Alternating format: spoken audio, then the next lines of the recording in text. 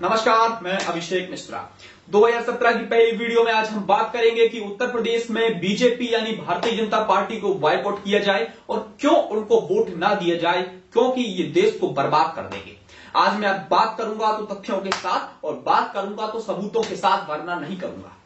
सबसे पहले उत्तर प्रदेश में बीजेपी एक नारा लेकर आई है कि वो उत्तर प्रदेश को समाजवादी पार्टी के गुंडों से मुक्त करवाएगी, यानी समाजवादी पार्टी के गुंडों ने उत्तर प्रदेश में तहलका मचा के रखा है, ऐसा भाजपा का कहना है। तो अब जरा मेरी सुन लीजिए। अमित शाह राष्ट्रीय अध्यक्ष, इन्होंने बयान दिया कि ये समाजवादी पार्टी के गुंडों से उत्तर प्रदेश को मुक्त करवाएंगे। जरा आप अमित शाह का बयान सुनिए, फिर मैं अमित शाह की कुंडली आपको बताऊंगा। वीडियो देखिए जरा। मित्रों, ये उत्तर प्रदेश हम गुंडा मुक्त करना चाहते हैं, गुंडाओं से मुक्त करना चाहते हैं। ये फर्जी मुकदमों का जो सिलसिला चला है उसको हम समाप्त करना चाहते हैं। ये भू माफियाओं का जो आतंक चल रहा है उसको हम समाप्त करना चाहते हैं। देख लिया आपने वीडियो। चलिए अब मैं आपको जरा अमित शाह का कुछ इतिहास बताता हूं। अमित शाह भाजपा के राष्ट्रीय अध्यक्ष हैं। अमित शाह 25 जुलाई 2010 को जेल गए सोहराबुद्दीन मर्डर केस में। इन पर किडनैपिंग, मर्डर, हत्या की साजिश, सबूतों के साथ छिड़कानी करना, एक्सटॉर्शन, वसूली और महिलाओं के फोन टैप कराने के केसेस चल रहे हैं। अब हम आगे बढ़ते हैं, केशव प्रसाद मौर्य पर आते हैं। केशव प्रसाद मौर्य कौन है? केशव प्रसाद मौर्य भाजपा उत्तर प्रदेश अध्यक्ष हैं।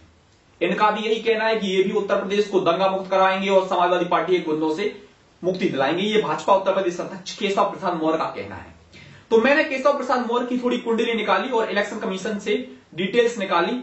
तो केशव प्रसाद मौर्य पर क्या क्या निकला आप जरा सुनिए। केशव प्रसाद मौर्य पर 11 केस रजिस्टर्ड है, क्रिमिनल केस। सुनिए जरा कौन कौन से हैं।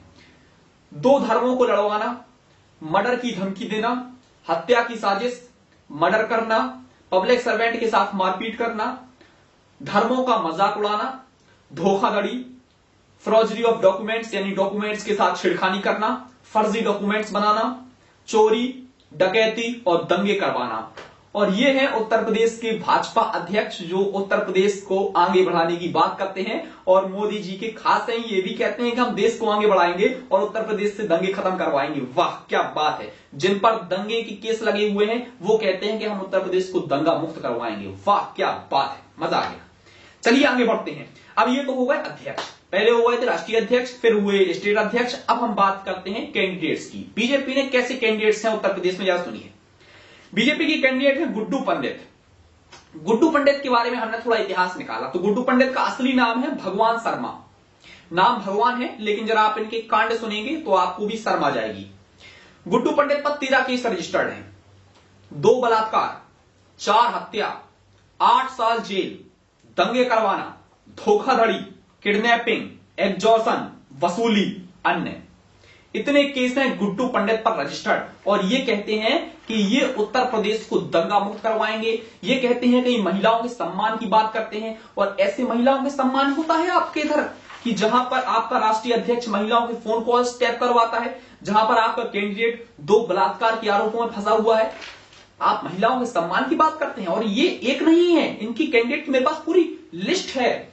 योगी आदित्यनाथ 3 केस, मर्डर, दंगे, हत्या के साथ हथियार के साथ दंगे करना, संगीत सोम, सुरेश राणा, मुजफ्फरनगर दंगे, ऐसे मेरे पास बहुत लंबी लिस्ट है। अगर मैं आपको बताऊं तो बीजेपी उत्तर प्रदेश को बर्बाद कर देगी। जब बलात्कार के आरोपियों को टिकट दिए जाते हैं तो ये क्या महिलाओं के सम्मान की बात करते हैं। अब आपको खुद सोचना चाहिए और खुद समझना चाहिए कि इन्होंने क्या किया। चलिए अब मैं आपको और थोड़ा अंदर लेके चलता हूं। 2014 में नरेंद्र मोदी जी ने एक बयान दिया था और पब्लिक मीटिंग में भाषण में यह कहा था कि अगर उनकी सरकार आई तो 1 हफ्ते के भीतर भीतर सारे क्रिमिनल्स जो एमपी हैं और उनके नेता हैं वो सबको जेल भेज देंगे 1 हफ्ते के अंदर अंदर। यानी आज मैं बयान दे रहा हूं तो हफ्ते भर बाद, यानी अगर मान लो 26 तारीख को मेरी सरकार बनी तो अगले हफ्ते भर में सारे के सारे ये जेल चले जाएंगे। अब आपको मैं और थोड़ी इसके बारे में इंफॉर्मेशन दे दूं कि 3 साल बीत गए, 3 साल एक भी बीजेपी का नेता जेल नहीं किया। आपको बताऊं जरा बीजेपी के नेताओं के बारे में थोड़ा इतिहास बता दूं आपको। बीजेपी के 281 एमपी हैं, 281 एमपी यानी 281 एमपीज में से 98 एमपी यानी 98 एमपीज क्रिमिनल हैं। कांग्रेस पार्टी के 44 एमपी हैं, 44 में से 8 क्रिमिनल हैं।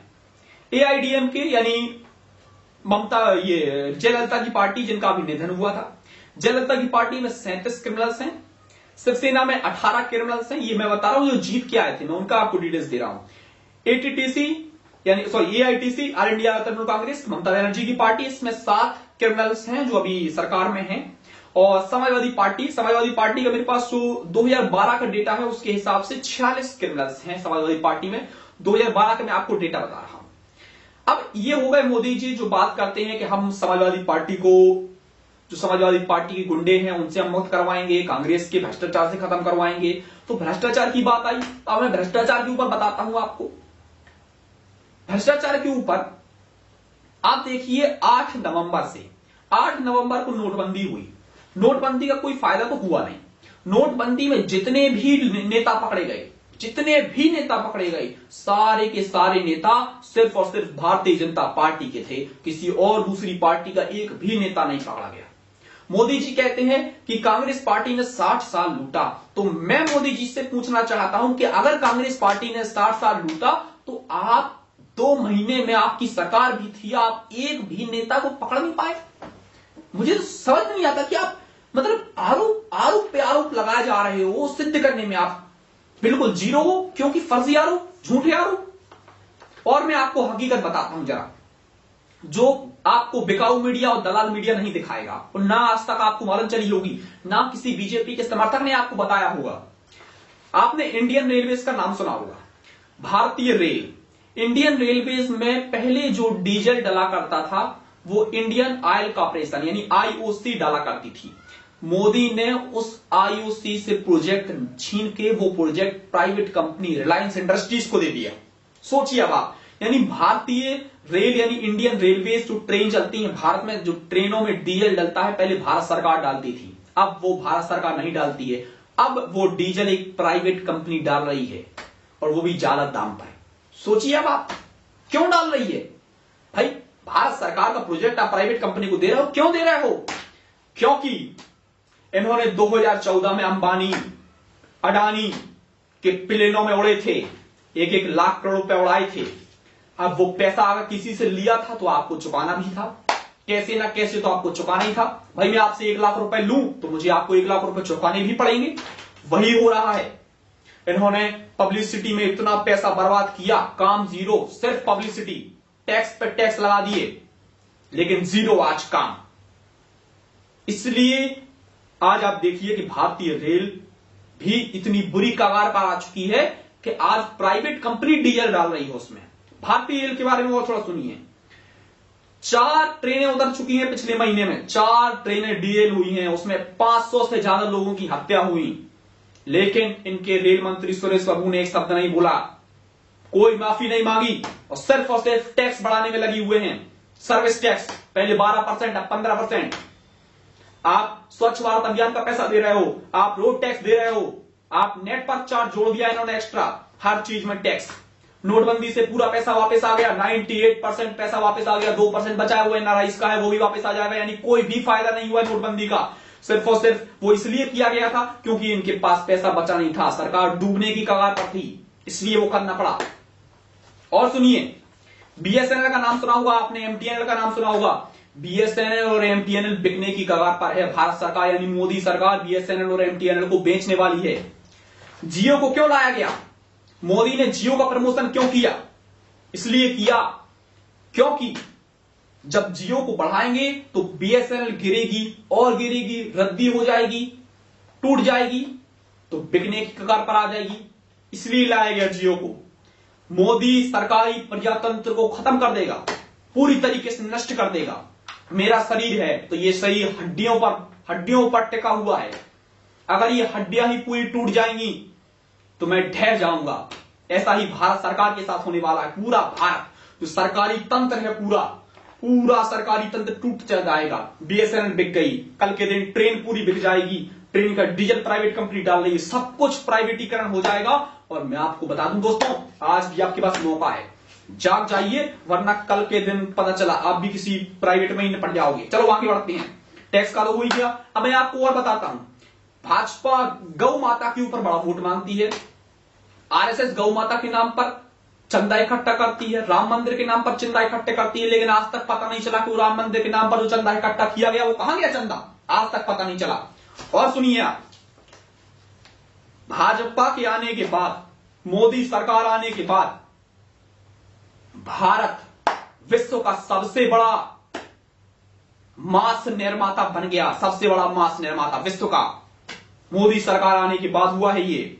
और बीजेपी को सबसे ज्यादा डोनेशंस मिले तो इन्हीं कंपनियों से, बीफ कंपनियों से पैसा मिला है। बीजेपी बीफ कंपनियों से पैसा खा रही है। उत्तर प्रदेश में बुंदेलखंड का क्या क्या विकास हुआ? कोई विकास नहीं हुआ। उत्तर प्रदेश से उमा भारती सांसद हैं, ये बुंदेलखंड से उमा भारती सांसद, इनकी केंद्रीय मंत्री केंद्र में बैठी हुई उमा भारती। 3 सालों में उमा भारती ने क्या उखाड़ दिया, मैं भी आज पूछना चाहता हूं। तो मोदी जी पूछते हैं अपनी भाषणों में कि मैं पूछना चाहता हूं कांग्रेस पार्टी से, तो मैं भी पूछना चाहता हूं मोदी जी आपसे, बुरा मत मानिएगा कि आप ये बलात्कार के आरोपियों को टिकट देकर, हत्या के आरोपियों को, मर्डर कराने वाले आरोपियों को टिकट देकर क्या साबित करना चाहते हैं कि आप देश बदलना है, आप ऐसे देश बदलोगे और ये ऐसे महिलाओं का सम्मान होगा, ऐसी महिलाएं आगे बढ़ेंगी। उत्तर प्रदेश वासियों, मैं आज आपसे विनती करना चाहता हूं कि आप सोच समझ के वोट दीजिए, जिसको भी वोट देना है दे दीजिए, बस भाजपा को वोट मत दीजिए, कांग्रेस को, सपा को, बसपा को, जिसको वोट देना है दो, बीजेपी को मत देना। याद रखना अभी भी मौका है। कुछ लोगों को मैं जगाता हूं, कुछ लोगों को आप जगाइए और इस वीडियो को ज्यादा से ज्यादा लोगों तक पहुंचाइए ताकि उत्तर प्रदेश में भाजपा हार सके। चलता हूं मैं। Take care.